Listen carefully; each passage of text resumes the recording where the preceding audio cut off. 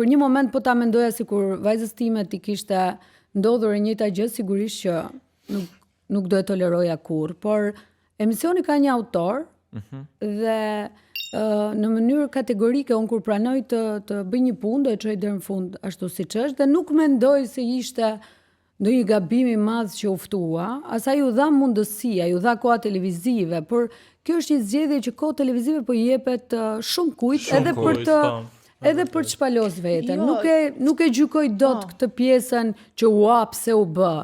Pra që në momentin e parë mendova që Antonella do kërkonte një falje publike dhe do i bënte shumë mirë. E kërkoi faljen, por mua s'më ngopi. Kjo kritikua më shumë, pra momenti i faljes, i kërkesës së faljes dhe pastaj promovimi i një biznesi, pra u la nën hije çfarë kishte ndodhur dhe falja dhe ju dha theksi pikërisht momenti të promovimit të një biznesi dhe ne pa qoftë pavarësisht se unë kategorikisht e dënoj dhunën edhe në mënyrë absolute nuk jam dakord me atë gest të tmerrshëm që u bë.